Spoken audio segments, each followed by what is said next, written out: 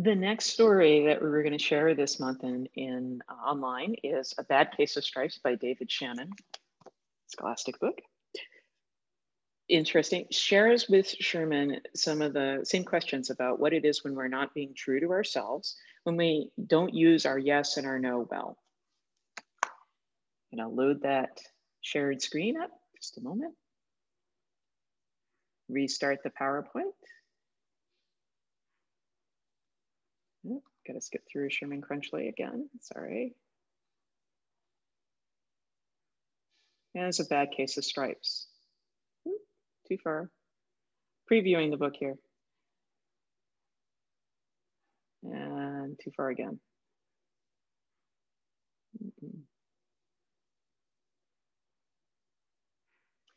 So in this book, we start out with a heroine, Camilla Cream, who loved lima beans, but she never ate them. All of her friends hated lima beans, and she really wanted to fit in. Camilla was always worried about what other people thought of her. Today, she was fretting more often than usual. It was the first day of school, and she could not decide what to wear. There were so many people to impress. She tried on 42 outfits, but none seemed quite right. She put on a pretty red dress and looked in the mirror, and then she screamed. Her mother ran into the room and she screamed too. "Oh my heavens, you're completely covered with stripes." That was certainly true. Camilla was striped from head to toe and she looked like a rainbow. Mrs. Cream felt Camilla's forehead. "Do you feel all right?" she asked. "I feel fine," Camilla answered, "but just look at me." "You get back in bed this instant," her mother ordered. "You're not going to school today." Camilla was relieved. She didn't want to miss the first day of school, but she was afraid of what the other kids would say, and she had no idea what to wear with those zany stripes. That afternoon, Dr. Bumble came to examine Camilla. "Most extraordinary," he exclaimed. "I've never seen anything like it. Are you having any coughing, sneezing, running nose, aches, pains, chills, hot flashes, dizziness, drowsiness, shortness of breath, or uncontrollable twitching?" "No," Camilla said. "I feel fine." "Well then," Dr. Bumble said, turning to Mrs. Cream, "I don't see any reason why she shouldn't go to school tomorrow. Here's some ointment that should help clear up those stripes in a few days. If it doesn't, you know where to reach me." And off he went. The next day was a disaster. Everyone at school laughed at Camilla. They called her Camilla Crayon and Night of the Living Lollipop. And she tried her best to act as if everything were normal. But when the class said the Pledge of Allegiance, her stripes turned red, white, and blue, and she broke out in stars.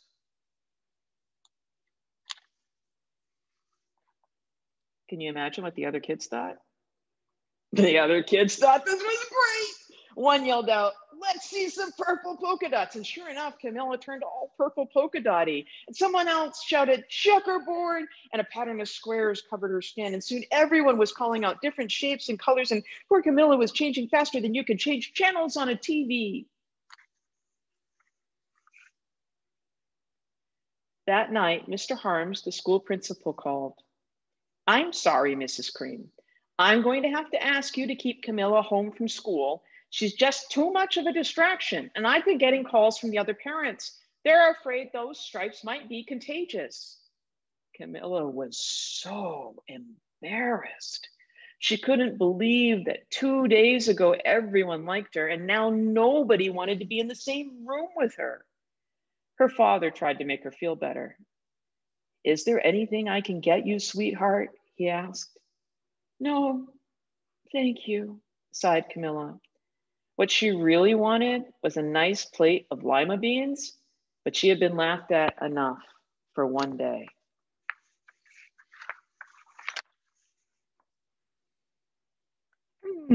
Well, yes, I see," Dr. Bumble mumbled when Mr. Cream phoned the next day. "I think I'd better bring in the specialists. We'll be right over."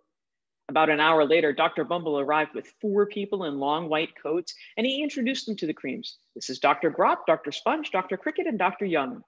And then the specialists went to work on Camilla. They squeezed and they jabbed and they tapped and tested, and it was very uncomfortable. Well, it's not the mumps, concluded Dr. Grope. Or the measles, said Dr. Sponge. Definitely not chickenpox, put in Dr. Cricket. Or sunburn, said Dr. Young. Try these, said the specialist. They each handed her a bottle filled with different colored pills. Take one of each before bed, said Dr. Grop. And then they filed out the front door, followed by Dr. Bumble. Can you imagine what happened next? That night, Camilla took her medicine. It was awful. When she woke up the next morning, she did feel different, but when she got dressed, her clothes didn't fit right. She looked in the mirror, and there, staring back at her, was a giant multicolored pill with her face on it.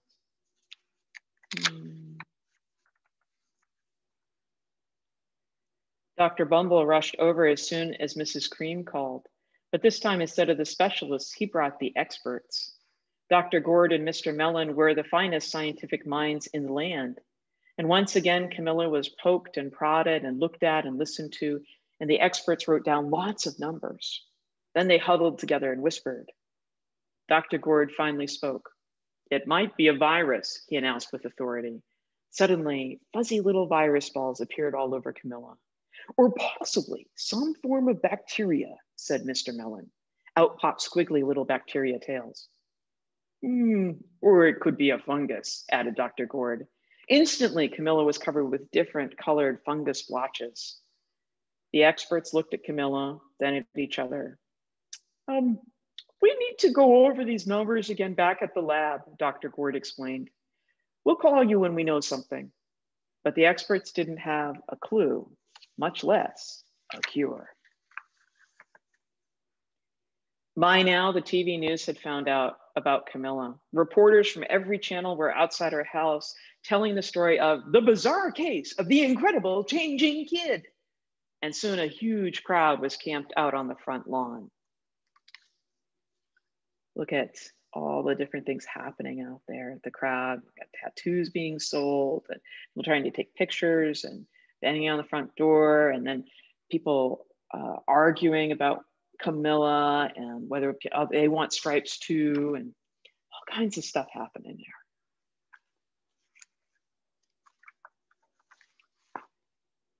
The creams were swamped with all kinds of remedies from psychologists, allergists, herbalists, nutritionists, psychics, an old medicine man, a guru, and even a veterinarian. Each so-called cure only added to poor Camilla's strange appearance until it was hard to even recognize her. She sprouted roots and berries and crystals and feathers and a long furry tail, but nothing worked. One day, a woman who called herself an environmental therapist claimed she could cure Camilla. Close your eyes, she said. Breathe deeply and become one with your room. Oh, I wish you hadn't said that, Camilla groaned. Slowly, she started to melt into the walls of her room. Her bed became her mouth. Her nose was her dresser, and 2 paintings were her eyes. The therapist screamed and ran from the house. What are we going to do? Cried Mrs. Cream. It just keeps getting worse and worse. And she began to sob.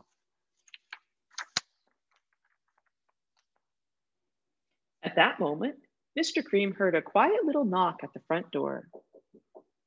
He opened it, and there stood an old woman who was just as plump and sweet as a strawberry.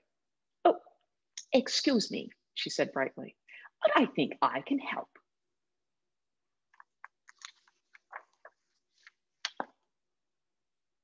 She went into Camilla's room and looked around. Oh, my goodness, she said with a shake of her head. What we have here is a bad case of stripes. One of the worst I've ever seen. She pulled a container of small green beans from her bag. Here, she said, these might do the trick. Are those magic beans? Asked Mrs. Cream. Oh, no, replied the kind old woman. There's no such thing. These are just plain old lima beans. I bet you like some, wouldn't you? She asked Camilla. Camilla wanted a big, heaping plateful of lima beans more than just about anything, but she was still afraid to admit it. Yuck, she said. No one likes lima beans, especially me. Oh dear, the woman said sadly. I guess I was wrong about you. She put the beans back in her bag and started towards the door. Camilla watched the old woman walk away. Those beans would taste so good, and being laughed at for eating them was nothing compared to what she'd been going through. She finally couldn't stand it. Wait, she said. The truth is, I really love lima beans. I thought so, the old woman said with a smile. She took a handful of beans and popped them into Camilla's mouth. Oh, said Camilla. Suddenly, the branches, feathers, and squiggly tails began to disappear, and then the whole room swirled around. And when it was stopped, there stood Camilla, and everything was back to normal. I'm cured, she shouted. Yes, said the old woman. I knew the real you was in there somewhere. She patted Camilla on the head, and then she went outside and vanished into the crowd. Afterward, Camilla wasn't quite the same. Some of the kids at school said she was weird, but she didn't care. She ate all the lima beans she wanted, and she never had even a touch of stripes again. Thanks for joining us for David Shannon's A Bad Case of Stripes.